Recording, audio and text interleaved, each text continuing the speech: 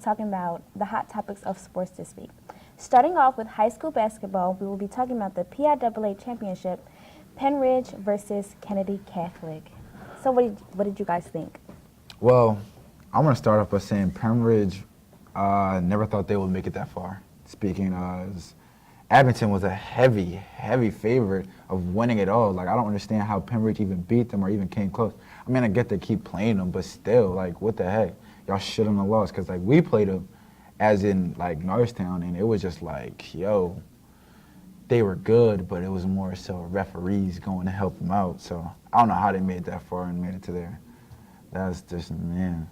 But, I mean, hey, people have good runs. Anything happen in I would even say they were unfortunate. Penn Ridge kept it close the whole game, and they even went into double OT, blocked the Kennedy Catholic 6'10" kid at the end to keep them going, and I give it to them. They have kids that are very passionate. You saw that when they played us. They put their heart out there. And yeah, you get lucky bounces here or there, but for them to reach that far, it shows their quality as a team, and I give all the credit to them, but congrats to Kennedy Catholic on winning it all. I'm just surprised actually by Roman too. Like, what the heck? What's going on with like the top teams? Like, what's going on? Like, this is just weird.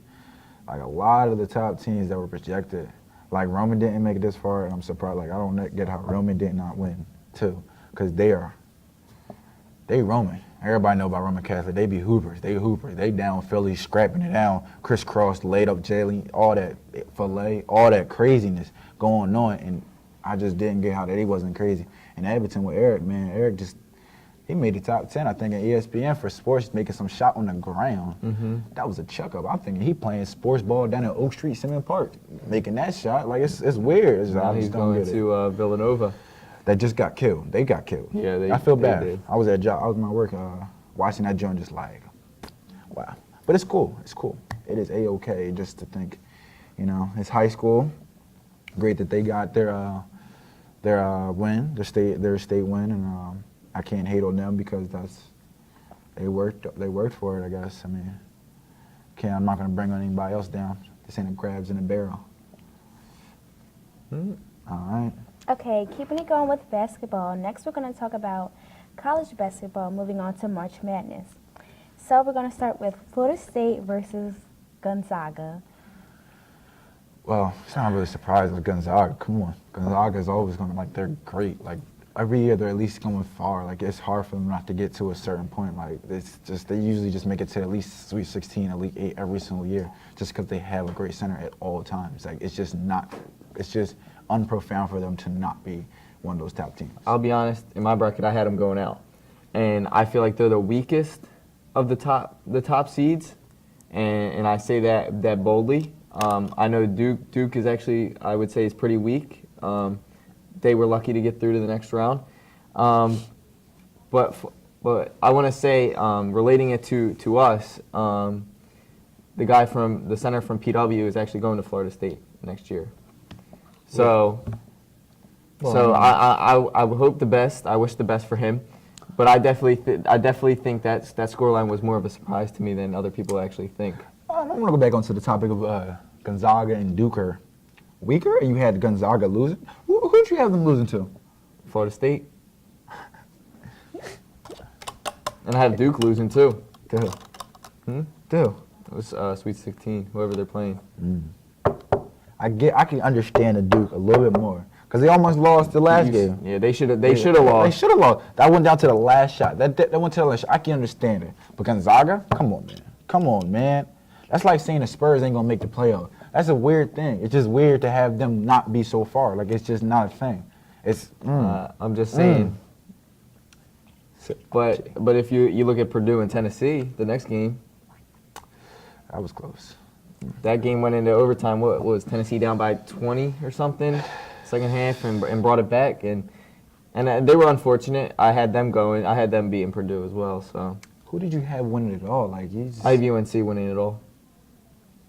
Okay. Then. Because I feel like if Duke gets to that point, UNC is going to beat them.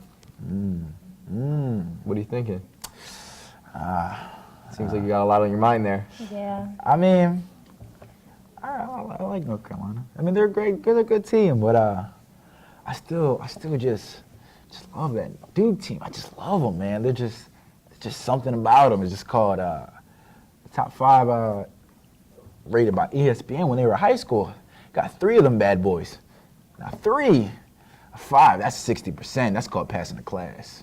That's a lot. That's a lot of it. So I just think Duke. Granted, they ain't got the best of chemistry, but boy, oh boy, they can hoop, they can play. Them young fellas get it.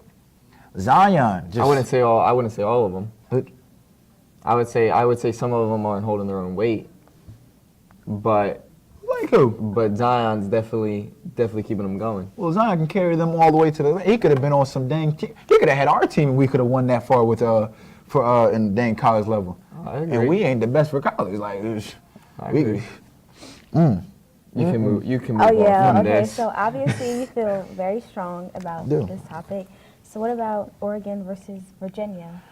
I mean, I didn't think neither. Well, I mean, Virginia's probably gonna go a little bit, but I don't really see them going to like the top of the top. I mean, it's whatever. Oregon looked pretty solid. Yeah. In the game before this, they put a good whooping. So Yeah, but Oregon is like remembered for football. Like they're good football school, but they're not a basketball team. So it's like one of those things where it's like, oh yeah, you guys did good on playing basketball. Playing here, but it's like y'all are football players. Like y'all are football school, so it's like y'all doing good. Y'all got to where y'all got to. Okay, and next topic, we're going to move on to Nurk and his broken leg against the Nets. Any opinions on that? Ooh, disgusting. wow, that's a wild one there. I mean, these injuries nowadays are getting ridiculous, really, for real. I mean, between Victor Oladipo, Paul George, and even going all the way back to Kevin Ware. I know some people haven't heard that name for a while, but yo, it's ridiculous because and plus that kills most of their playoff hopes. Like CJ and Dame are great players, but look at the past couple of years. They just been first round bumps. They about to get bumped again. It's gonna put Portland in a hard spot of either rebuilding or trying to get pieces, but it's hard to build pieces when you got a center that did something crazy like that to his leg.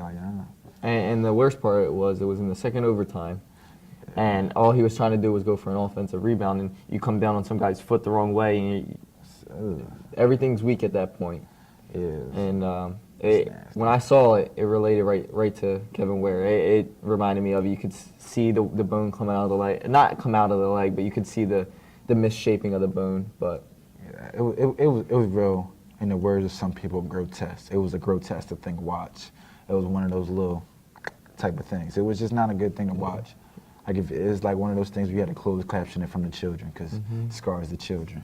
Care about the babies. Okay. Yes, we do care about the children, and we wish Nurk a healthy and speedy recovery. And speedy, because we know. now we're going to talk about Bryce Harper and his game with the Phillies versus the Braves. The Phillies won 4-10. How do you feel about his performance?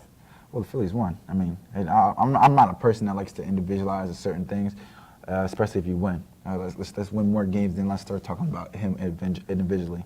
Like if we start winning and go like 30 games and we start seeing that his productivity is the one reason why that we're doing it, then yeah, I'm gonna be all for him. Hey, start wearing the shirts.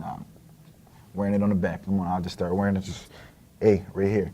But it's one game. Granted, we won. Great way to start off the season, 1-0. But it's still a lot more games left. A lot more games left. I'm more of a stats guy, and if you look at the team, you see the pitcher hits in the 9 hole, but you have 1 through 8. Last year, the Phillies had maybe 1 through 5 good hitters. 1 through 5 was their top hitters. They trailed off towards the end. Weren't getting productivity from the end.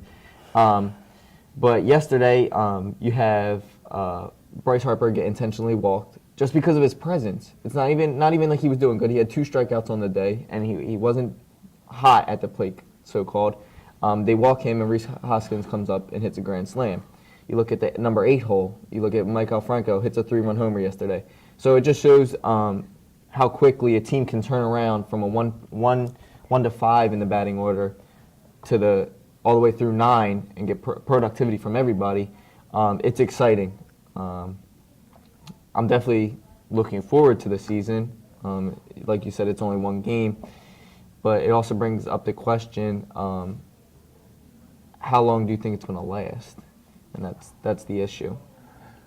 I mean, if I'm personally speaking, I mean, how long I think it will probably last is not too long. I mean, I think that it will great. I would love for it to last a long time, and personally, I just don't think that it will go too crazy. I mean, I think they're going to be well over 500, but I don't think they're really going to make the postseason. If they do, it's a lower seed, I guess I want to say. Yeah, I definitely have high expectations for them, especially with everything that they have splashed, and they still have money to splash. So. Yeah, that's one thing about baseball. They're going to spend some bread. They're going to get the money. Cheddar. If y'all want to make some money, play baseball. I swear, all the kids. I mean, yeah, you get it. You get the bread. That pays more than any other sport. Crazy. It's wild. Okay. And moving on to a much lighter topic, this past weekend, a special needs boy did weightlifting in front of Arnold Schwarzenegger. Well, it's just amazing to me anytime somebody special needs gets to do anything sports-wise. To me, I just think it's an inspirational story, because it's just like y'all could be at home just dwindling over whatever you're going through and just doing all that stuff, but they're going out and actually doing something productive and actually doing something great, and especially for him to come out and show it and just give support to the kid. Oh man, that's great. That's great. Yeah. I admire that one. Especially the fact that we go through every day and we stress about the smallest things, and these kids have it way tougher than we do. Indeed. And for that to happen, and especially in front of somebody that's very famous, For doing that. he definitely is going to become somebody in the sports world. So just watch out for that kid. I feel like he does have a future. Indeed. All right. That's all we have for this week's Sports Talk. Again, thanks for watching, and keep a lookout for our next episode.